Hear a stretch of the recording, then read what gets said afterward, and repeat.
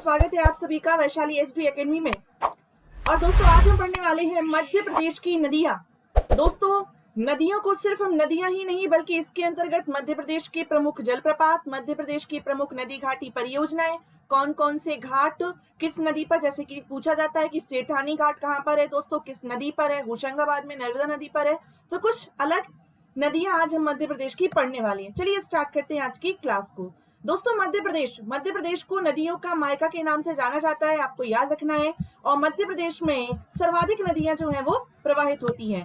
दोस्तों मध्य प्रदेश में उत्तर की ओर प्रवाहित होने वाली नदियां कौन कौन सी हैं? तो दोस्तों मध्य प्रदेश में जो उत्तर की ओर नदियां प्रवाहित होती हैं, पहले हम ये देख लेते हैं कि कौन कौन सी नदियां जो है वो मध्य प्रदेश में प्रवाहित होती हैं। दोस्तों जो उत्तर की ओर प्रवाहित होने वाली नदियों में चंबल, क्षिप्रा, काली सिंध, पार्वती, कुनो, कुवारी, बेतवा, केन, सोन, टोंस, उर्मिल, धसानी, बीना और जामनी दोस्तों नदियां हैं। पूर्व की ओर प्रवाहित होती हैं दोस्तों टोंस, साथ ही साथ दोस्तों सोन। ये दोनों नदियां जो है ये गंगा की सहायक नदी है। सोन नदी ऐसी है जो गंगा में सीधे जो है वो मिलती है, मध्य प्रदेश की नदी है। पश्चिम की ओर दोस्तों नर्मदा और ताप्ती प्रवाहित होती है। इनका जो उद्गम है ये पूर्व से होता है और ये पश्चिम में गुजरात में खंबात की खाड़ी में गिर जाती हैं। दोस्तों दक्षिण की ओर जो प्रवाहित होती है नदियां वे कौन कौन सी हैं? तो बेनगंगा, वर्धा, कान्हन, पेच, ये जो नदियां हैं ये कहाँ पर प्रवाहित होती हैं? तो मध्य प्रदेश में दक्षिण की ओर प्रवाहित होती हैं। ये रहा सबसे पहले हम बात करते हैं नदियां। तो दोस्तों अपवाह, सबसे पहले आपको कुछ जो टर्म्स हैं वो याद रखना है। अपवाह क्षेत्र क्या कहलाता है? दोस्तों जो नदियां होती हैं वो नदियां अपने साथ साथ कई धाराओं में प्रवाहित होती हैं, उनकी कई सहायक नदियां होती हैं और इन्हीं क्षेत्रों को, जैसे एक नदी जा रही है और इसमें जो भी सहायक नदियां आकर बह रही हैं, जितनी जो वाहिकाएं आकर मिल रही हैं, उन सभी को सम्मिलित रूप से ही क्या कहा जाता है दोस्तों? अपवाह। और नदी जिस वेग से क्या होती है, प्रवाहित होती है, उसे क्या कहा जाता है? अपवाह तंत्र के नाम से जाना जाता है। और दोस्तों सभ्यता का, नदियों को ही सभ्यता का पालना कहा जाता है, क्योंकि नदियां ही आदिकाल से मानव के जीविकोपार्जन का साधन रही हैं। अनेक सभ्यताएं, चाहे वो नील नदी की सभ्यता हो, चाहे वो दोस्तों मिस्र की सभ्यता जो कि नील नदी, चाहे वो हमारी हड़प्पा या सिंधु घाटी सभ्यता, ये सभी जो है वो नदियों के किनारे ही सभ्यताओं का जीविकोपार्जन हुआ है। इसी कारण से नदियों को सभ्यता का पालना कहा जाता है। मध्य प्रदेश में दोस्तों मैकाल पर्वत श्रेणी, विंध्य पर्वत श्रेणी, और मध्य प्रदेश में मैकाल पर्वत श्रेणी, विंध्य पर्वत श्रेणी, सतपुड़ा पर्वत श्रेणी आदि पर्वतीय श्रेणियों से क्या निकलती है? बहुत सारी नदियां प्रवाहित होती हैं और इसी कारण मध्य प्रदेश को नदियों का मायका कहा जाता है। और सबसे ज्यादा मध्य प्रदेश में सबसे ज्यादा जो नदियां हैं वो मैकाल, सतपुड़ा पर्वतमाला की मैकाल श्रेणी से उद्गमित होती हैं। इसी कारण मैकाल श्रेणी को वाटरशेड के नाम से जाना जाता है। साथ ही साथ दोस्तों मध्य प्रदेश में अपवाह तंत्र का विभाजन, तो कुल 6 अपवाह तंत्र में मध्य प्रदेश को विभाजित किया गया है। एक गंगा अपवाह तंत्र, एक नर्मदा अपवाह तंत्र, ताप्ती, गोदावरी, माही और महान अपवाह तंत्र।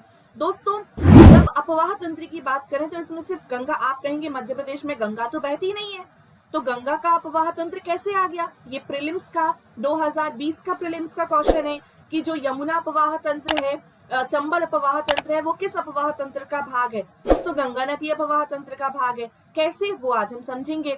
दोस्तों जब कोई नदी हमारे मध्य प्रदेश में डायरेक्ट यदि गंगा नदी प्रवाहित नहीं हो रही है, लेकिन गंगा की सहायक नदियां तो प्रवाहित हो रही हैं, जैसे दोस्तों गंगा की सहायक है यमुना, और यमुना की 3 सहायक नदियां और इनकी भी सहायक नदियां मध्य प्रदेश में प्रवाहित होती हैं, केन, बेतवा और चंबल। तो ये किसका भाग हो गया? गंगा अपवाह तंत्र का। नर्मदा अपवाह तंत्र जिसमें नर्मदा की सहायक नदियां और स्वयं नदी वह प्रवाहित होगी। तो दोस्तों यदि हम बात करें गंगा नदी अपवाह तंत्र का, तो ये मध्य प्रदेश का अभी तक सभी ये जो 6 अपवाह तंत्र है उनमें मध्य प्रदेश का सबसे बड़ा अपवाह तंत्र है, जो कि उत्तर और उत्तर पूर्वी जिलों में क्या है? विस्तृत है।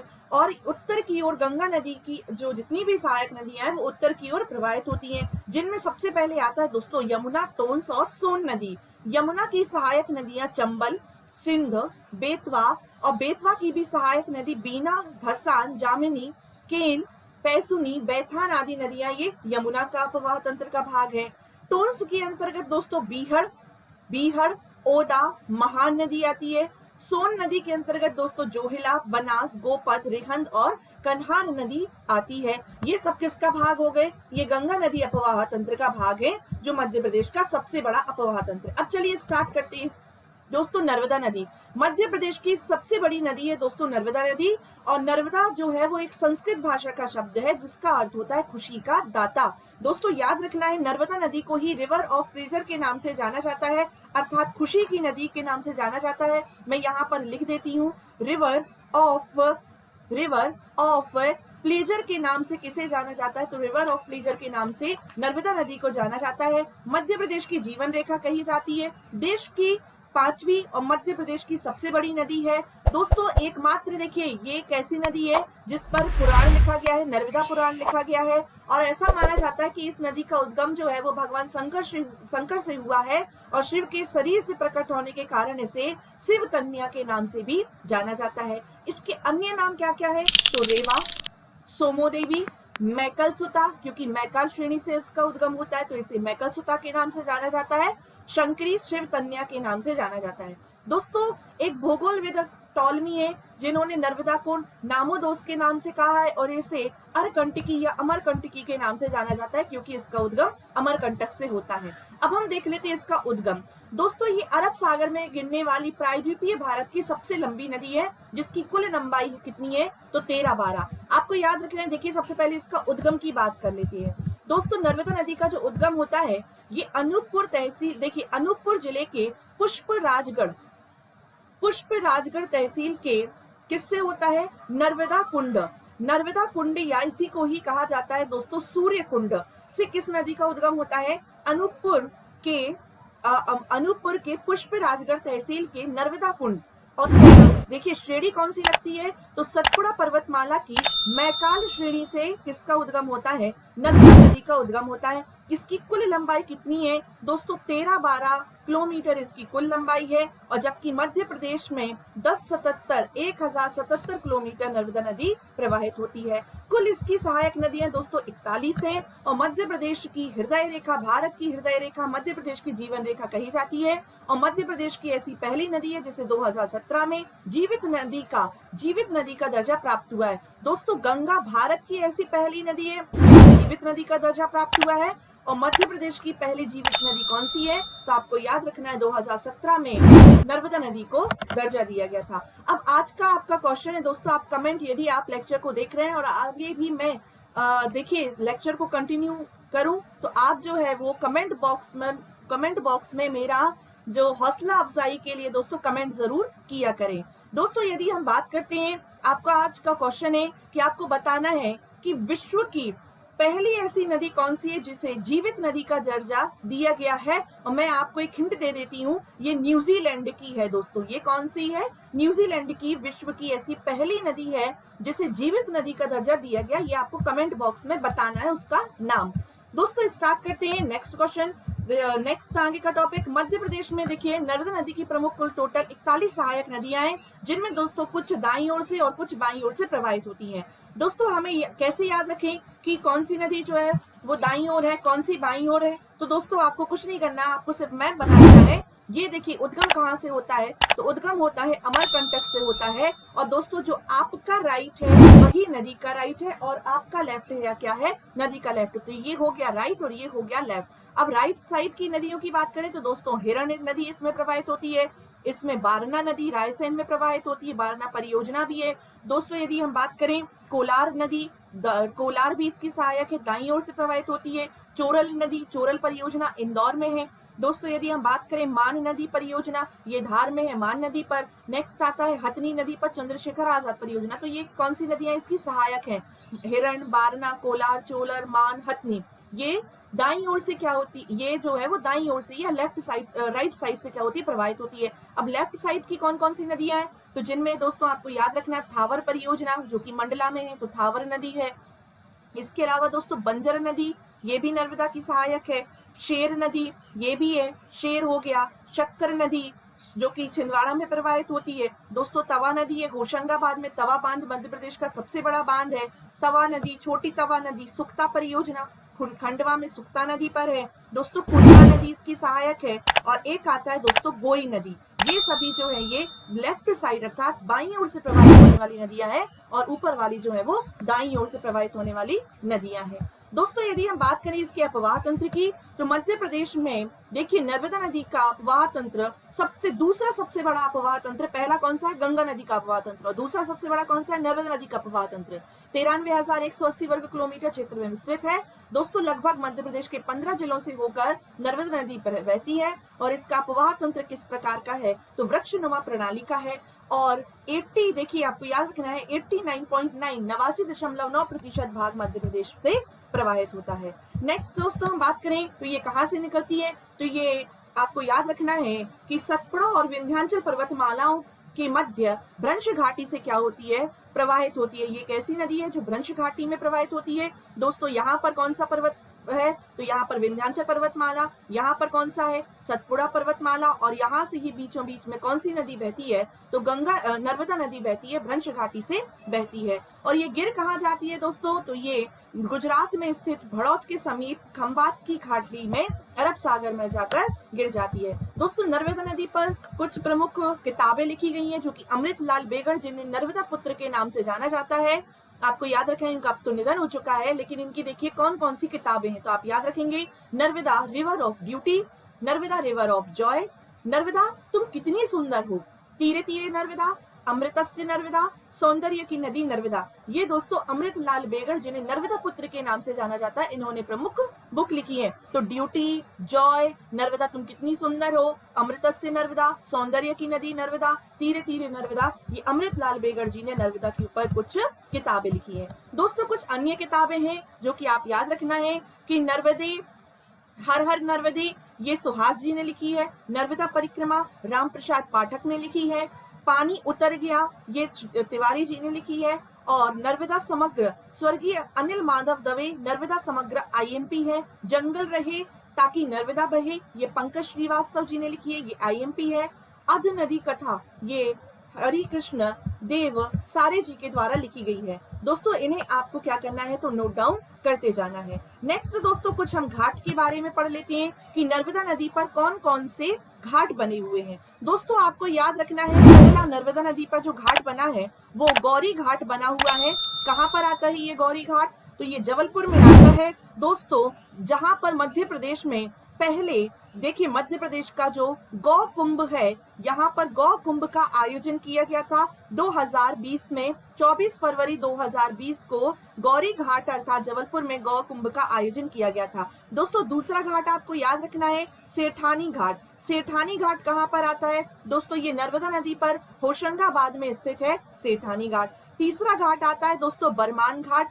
ये बरमान कहाँ पर है? बरमान का मेला नरसिंहपुर के गाड़ावाड़ा में 13 दिनों तक लगता है। और बरमान घाट दोस्तों ये कहाँ आता है तो आप याद रखेंगे गाड़रवाड़ा में। दोस्तों गाड़ावाड़ा नरसिंहपुर में आता है। मकर संक्रांति में 13 दिनों तक यहाँ पर मेला लगता है। दोस्तों चौथा घाट यदि आप याद रखेंगे, ये तो बहुत ही इंपॉर्टेंट, आपने सुना भी होगा, महेश्वर घाट। दोस्तों कौन सा? महेश्वर घाट। दोस्तों ये कहाँ पर आता है महेश्वर घाट? ये खरगोन में आता है। इस घाट का निर्माण जो है वो देवी अहिल्याबाई ने करवाया था और यह मध्य प्रदेश का सबसे लंबा नदी घाट है। ये आप याद रखेंगे, मोस्ट इंपॉर्टेंट है, ये मध्य प्रदेश का सबसे लंबा नदी घाट है। अब आगे जाकर दोस्तों अब हम बात कर लेते हैं। अब देखिए आपका एक क्वेश्चन होगा कि मैम आपने ये तो बता दिया कि मध्य प्रदेश के 15 जिलों से होकर नर्मदा नदी बहती है, लेकिन कौन कौन से ये 15 जिले हैं हम यहाँ पर दोस्तों देख लेते हैं।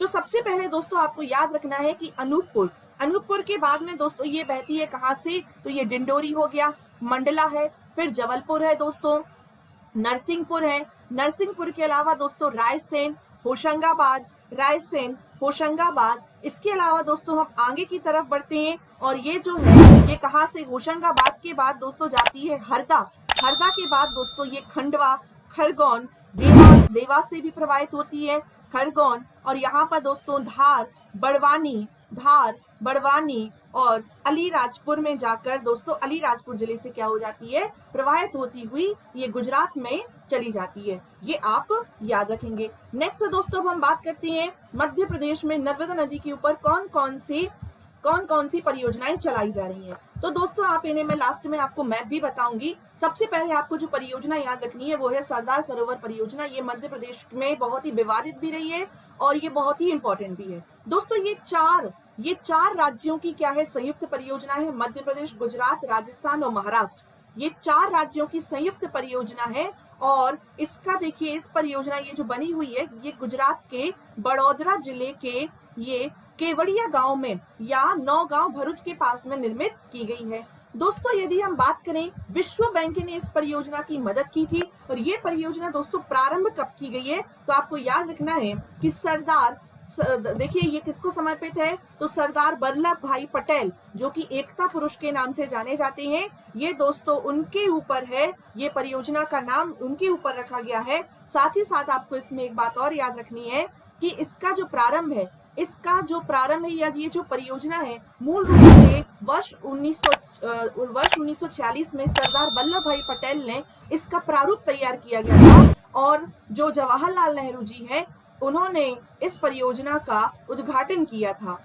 और दोस्तों यदि हम बात करें इस परियोजना आखिरकार विवाद क्या है, दोस्तों विवाद ये है कि यदि नर्मदा नदी जो है, इस पर सबसे ऊंचा बांध बनाया जा रहा था। और सबसे ऊंचा बांध बनाया जा रहा था वर्ष 1961 में। जवाहरलाल नेहरू जी ने क्या किया था, इस परियोजना का शिलान्यास किया था।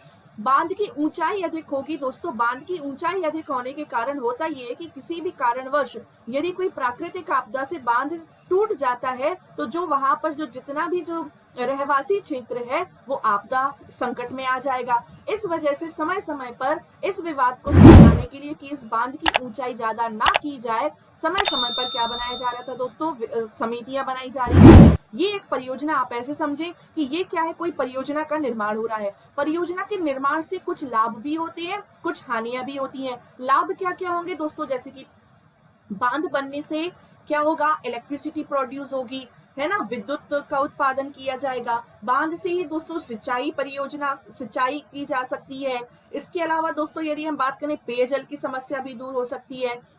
और हानि क्या क्या है कि रहवासी क्षेत्रों में क्या हो जाता है, रहवासी क्षेत्रों को खाली कराना पड़ता है, पर्यावरणीय संकट आता है क्योंकि पेड़ काटे जाते हैं, जैव विविधता को क्षरण होता है। तो ये सभी जो है वो प्रमुख हानियां हैं और कुछ लाभ हैं। दोस्तों इस विवाद को सुलझाने के लिए ही पहली कमेटी बनी थी, खोसला कमेटी, वर्ष 1984 में बनी थी। और इसने कहा था कि आप 500 फीट जो है वो इस बांध का क्या कर लीजिए, ऊंचाई कर लीजिए। फिर दूसरी समिति बनती है नर्मदा जल विवाद न्यायाधिकरण, जो 1969 में बनती है। और इसने कहा कि आप 138.66 मीटर आप बांध की ऊंचाई कर सकते हैं। फिर बनती है दोस्तों सैफुद्दीन सोच कमेटी 2006 में, जो कि केंद्र सरकार ने गठित की। और लास्ट दोस्तों सुंगलू समिति, जो कि विस्थापन की समस्या को सुलझाने के लिए बनी हुई थी वर्ष 2008 में। दोस्तों नर्मदा बचाओ आंदोलन यहीं से प्रारंभ होता है। वर्ष 1985 में नर्मदा बचाओ आंदोलन प्रारंभ किया गया था। और ये क्यों किया गया था कि दोस्तों नर्मदा नदी, देखिए ये प्रारंभ क्यों किया गया कि नर्मदा और उसकी सहायक नदियों को बचाने के लिए, क्योंकि यहाँ पर बांध बनाया जा रहा था नर्मदा नदी पर। और दोस्तों वन काटे जा रहे थे और पर्यावरणीय और जनजातीय संस्कृति का, क्योंकि यहाँ पर ही क्या है, जनजाति फलीभूत हुई है, तो भूकंप और जनजातीय संस्कृति का विनाश हो रहा था, पर्यावरणीय समस्या उत्पन्न हो रही थी। इसलिए नर्मदा बचाओ आंदोलन वर्ष 1985 में प्रारंभ किया गया था। बड़वानी के निकट छोटी कसरावद में कौन कौन शामिल था, बाबा आमटे, मेधा पाटकर, अरुंधति रॉय, आमिर खान, ये सभी किससे संबंधित थे, नर्मदा बचाओ आंदोलन से संबंधित थे। दोस्तों मेधा पाटकर का नाम आपको जरूर याद रखना है। दोस्तों नेक्स्ट अब हम बात करते हैं, और देखिए सरदार सरोवर परियोजना में आपको एक बात और याद रखनी है कि इससे 1462 मेगावाट विद्युत का उत्पादन जो है वो किया जाता है। किससे, सरदार सरोवर परियोजना से। नेक्स्ट दोस्तों मध्य प्रदेश की सबसे बड़ी नदी घाटी परियोजना कौन सी है दोस्तों, विद्युत परियोजना कौन सी है, तो आपको याद रखना है इंदिरा सागर परियोजना। और इंदिरा सागर परियोजना दोस्तों ये मध्य प्रदेश का सबसे बड़ा बांध है। इंदिरा सागर बांध खंडवा जिले के पुनासा के निकट इस बांध का निर्माण किया गया है। 23 अक्टूबर वर्ष 1984 को भारत की तत्कालीन प्रधानमंत्री दोस्तों इंदिरा गांधी जी के द्वारा इसका शिलान्यास किया गया था, इस परियोजना का शिलान्यास किया था, और उन्हीं के नाम पर इस परियोजना का नाम रखा गया है। मुख्य बांध कार्य जो है वो निर्माण 1992 में प्रारंभ हुआ। 2005 में इस बांध को पूरा कर दिया गया। दोस्तों इससे 1000 मेगावाट विद्युत का उत्पादन किया जाता है और कहाँ पर स्थित है, खंडवा के पुनासा में स्थित है। नेक्स्ट हम बात करते हैं बरगी बांध। दोस्तों बरगी बांध को ही रानी अवंतीबाई सागर परियोजना के नाम से जाना जाता है। 1857 की महान वीरांगना रही है रानी अवंतीबाई, आप याद रखेंगे रामगढ़ की रानी अवंतीबाई। दोस्तों जबलपुर के निकट बरगी गांव में दोस्तों जबलपुर के निकट बरगी गांव में नर्मदा नदी पर एक बांध बनाया जा रहा है। इसकी सहायक नर्मदा की ही सहायक नदी है दोस्तों बरगी, और इससे 1976 में प्रारंभ हुई थी ये परियोजना, 1988 में पूर्ण हुई। और दोस्तों इससे याद रखेंगे कि लगभग पहले जो था वो 90 है ना, फिर 99 और अब 100 मेगावाट विद्युत का उत्पादन किया जा रहा है, ये आप याद रखें। नेक्स्ट दोस्तों अब हम बात करते हैं, ये रहा दोस्तों मैप। तो आपको याद रखना है कि अमरकंटक ये है नर्मदा नदी, ये अमरकंटक पुष्पराजगढ़ तहसील, ये मेरे एक स्टूडेंट ने बनाया हुआ है। ये अमरकंटक पुष्पराजगढ़ तहसील मैकाल से निकलती है नर्मदा नदी, और इस पर कौन कौन सी परियोजनाएं हैं दोस्तों, तो आप याद रखेंगे ये बरगी बांध बना हुआ है। ये कहाँ पर बना हुआ है बरगी बांध, आपको इसी तरीके से दोस्तों नदियों का मैप जो है वो बनाना है कि यहाँ पर नर्मदा नदी पर बना है सबसे पहली परियोजना बरगी परियोजना। उसके बाद दोस्तों अभी हम नेक्स्ट बात करें यहाँ पर, है ना, तो यहाँ पर कौन सी परियोजना बनी हुई है, ये बनी हुई है कोलार परियोजना। कोलार परियोजना दोस्तों भोपाल और सीहोर में। बारना परियोजना कहाँ पर आ जाती है, तो रायसेन में आ जाती है। ओमकारेश्वर परियोजना दोस्तों अभी हम आगे पढ़ेंगे, देख लेते हैं पहले इन परियोजनाओं को। दोस्तों ओमकारेश्वर परियोजना नर्मदा नदी पर खंडवा में मानधाता के निकट ओमकारेश्वर बांध स्थित है। पीएससी में क्वेश्चन पूछा जा चुका है कि इससे कितने मेगावाट विद्युत का उत्पादन होता है दोस्तों, 520 मेगावाट विद्युत का उत्पादन किया जाता है। और ये दोस्तों ये एक ऐसी परियोजना है जिसमें कितना 949 मीटर लंबा और 73 मीटर लगभग 73 मीटर ऊंचा बांध जो है वो बनाया जा रहा है। तो इस बांध की लंबाई कितनी है, 949 मीटर लंबाई इस बांध की है और 73 मीटर ऊंचा क्या बना हुआ है, बांध बना हुआ है।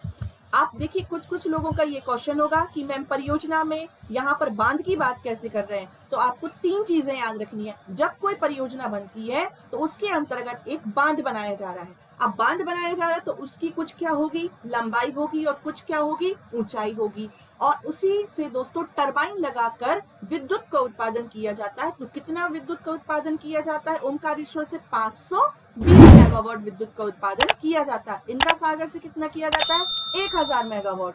और दोस्तों सरदार सरोवर से तो 1462 आपको याद रखना है। महेश्वर दोस्तों ये परियोजना खरगोन जिले के मंडलेश्वर के पास में स्थित है। कहाँ पर, महेश्वर कहाँ पर आता है, ये दोस्तों आता है खरगोन में। और यहाँ पर ही आपको याद रखना है कि पहले जब ये परियोजना बनी तो इससे 320 मेगावाट का लक्ष्य रखा कि 320 मेगावाट विद्युत का उत्पादन करेंगे। फिर आगे जाकर इससे क्या हुआ, इसका उत्पादन बढ़ाकर 450 मेगावाट कर दिया गया है। नेक्स्ट हम बात करते हैं जोबट या चंद्रशेखर आजाद परियोजना। तो जैसे बरगी परियोजना को रानी अवंतीबाई सागर परियोजना कहा जाता है, वैसे ही जोबट परियोजना को चंद्रशेखर आजाद परियोजना कहा जाता है, जो 1985 में अलीराजपुर जिले के जोबट में नर्मदा की सहायक हथनी नदी पर यह परियोजना स्थापित की गई थी। दोस्तों ये धार और अलीराजपुर दोनों जिलों में आती है और ये आपको याद रखना है। नेक्स्ट आता है दोस्तों कोलार परियोजना। ये भी कोलार जो है वो नर्मदा की सहायक नदी है। नर्मदा की अभी हम पढ़कर आए थे कि जो दाएं तरफ से मिलने वाली नदियां हैं, राइट साइड से मिलने वाली नदियां, उसमें आती है कोलार नदी। ये नर्मदा की सहायक है और सीहोर जिले के गांव लावाखेड़ी में इसमें बांध जो है वो निर्मित किया गया है, तो आप याद रखेंगे। और यही वो परियोजना है जो कि भोपाल की पेयजल समस्या को दूर करती है। नेक्स्ट दोस्तों सुक्ता परियोजना। सुक्ता परियोजना खंडवा और बुरहानपुर की सीमा पर नर्मदा नदी की सहायक सुक्ता नदी पर बांध बनाया गया है, जिसे भगवंत सागर परियोजना के नाम से भी जाना जाता है। मोस्ट इंपॉर्टेंट है, भगवंत सागर परियोजना सुक्ता नदी पर है। कहाँ पर, तो याद रखेंगे खंडवा में। नेक्स्ट देखिए, अब मैप में हम एक बार देख लेते हैं। तो मैप में दोस्तों आपको याद रखना है, जबलपुर में है बरगी परियोजना, फिर रायसेन में है दोस्तों, रायसेन में कौन सी आती है, बारना परियोजना। सीहोर और भोपाल की सीमा पर है दोस्तों कोलार परियोजना। चोरल परियोजना आती है दोस्तों इंदौर में, चोरल नदी पर आती है। अलीराजपुर में आती है। अलीराजपुर में दोस्तों जोबट परियोजना या चंद्रशेखर आजाद परियोजना आती है। ये मेन परियोजना है जो आपको याद रखना है। नेक्स्ट दोस्तों हम बात करते हैं चोरल। तो ये इंदौर में चोरल नदी पर 1979 में स्थित है। आप में देखिए, आपको एक और याद रखना है, जो अभी हम पढ़कर आए थे, खरगोन में आती है महेश्वर और खंडवा में आती है सुक्ता परियोजना। खंडवा में ही सुक्ता परियोजना, खंडवा में ही ओमकारेश्वर परियोजना, ये आप याद रखेंगे। साथ ही साथ दोस्तों आपको ये और याद रखना है कि यहाँ पर ही दोस्तों, यहाँ पर ही खरगोन में कौन सी आती है, देजला देवड़ा परियोजना आती है, और होशंगाबाद में आती है तवा परियोजना। ये कुछ परियोजनाएं हैं। नेक्स्ट दोस्तों मान परियोजना, ये धार जिले में स्थित है, मान नदी पर स्थित है। थांबर परियोजना दोस्तों, थांबर परियोजना ये मंडला जिले के जुलजुलपुर गांव में स्थित है। ये आप याद रखेंगे, थांबर परियोजना कहां पर आती है, तो मंडला जिले में आती है। बारना परियोजना ये विश्व बैंक की सहायता से रायसेन जिले में बारना नदी पर क्या की गई थी, तो प्रारंभ की गई थी। बारना किसकी सहायक नदी है, तो आप याद रखेंगे बारना नर्मदा नदी की सहायक है। नेक्स्ट दोस्तों अब हम बात करते हैं नमामि देवी नर्मदे। तो मध्य प्रदेश की जीवन रेखा माने जाने वाली दोस्तों नर्मदा नदी का संरक्षण और शुद्धिकरण के उद्देश्य से ही 11 दिसंबर वर्ष 2016 को ये देखिए यात्रा प्रारंभ की गई थी। अमरकंटक से एक यात्रा का शुभारंभ किया गया, नमामि देवी नर्मदे। और दोस्तों ये 140 दिनों की यात्रा थी, 16 जिलों से होकर गुजरी और लगभग 3350 किलोमीटर की दूरी जो है वो इसमें तय की गई।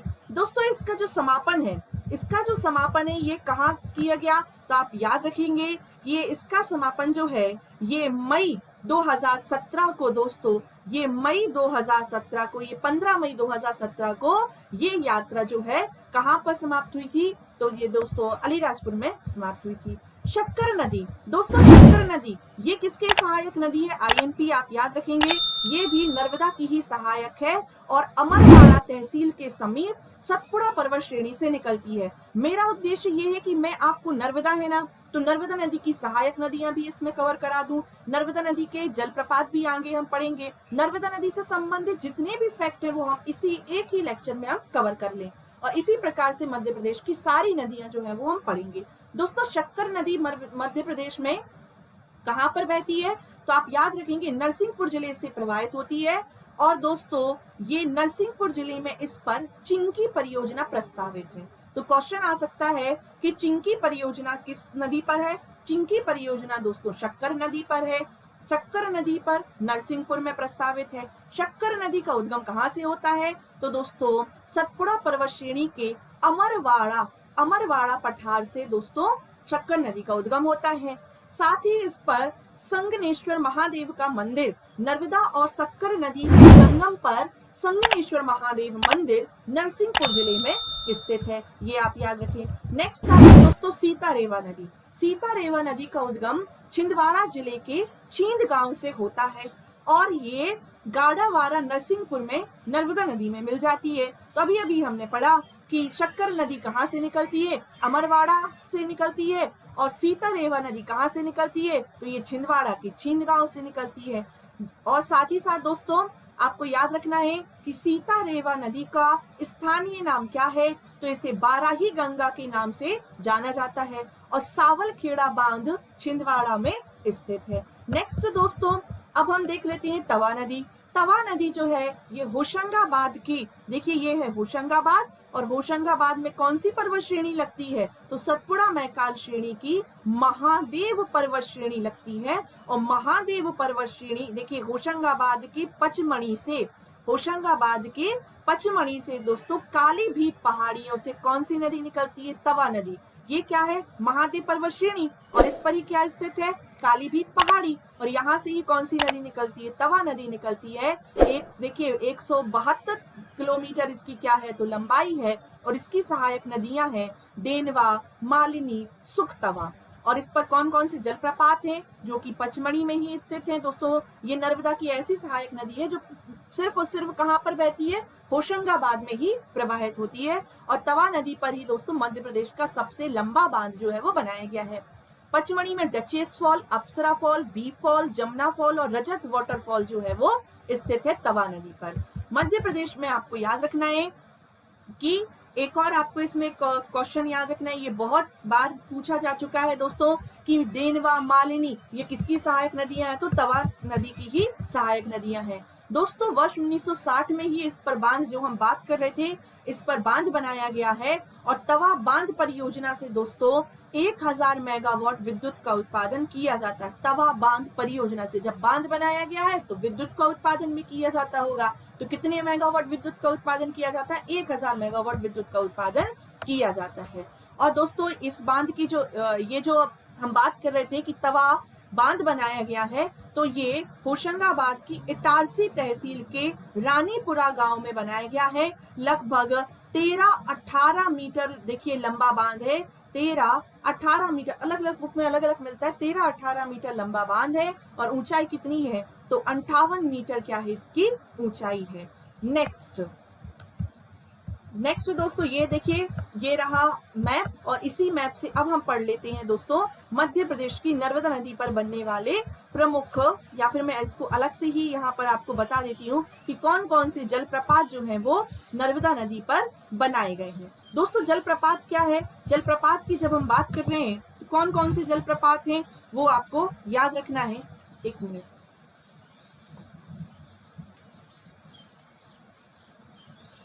मध्य प्रदेश में नर्मदा नदी पर बनाए गए प्रमुख जलप्रपात। दोस्तों सबसे पहला जब नर्मदा नदी निकलती है तो ये अनूपपुर में कुल 3 जलप्रपातों का क्या करती है, तो निर्माण करती है। कौन कौन से ये 3 जलप्रपात हैं दोस्तों, कपिल धारा, आपको याद रखना है कपिल धारा।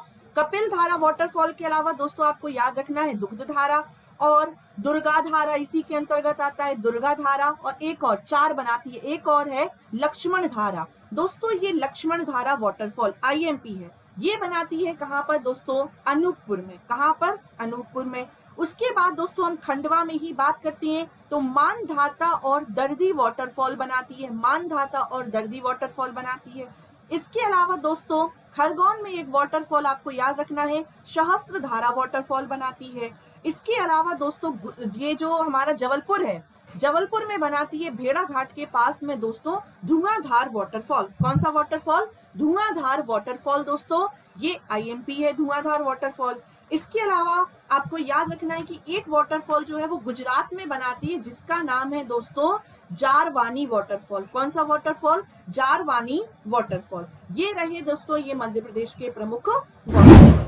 और इसी के साथ दोस्तों अब हम नेक्स्ट वीडियो में इस प्रकार चंबल नदी तंत्र और अन्य नदी तंत्र को भी कवर करेंगे। धन्यवाद।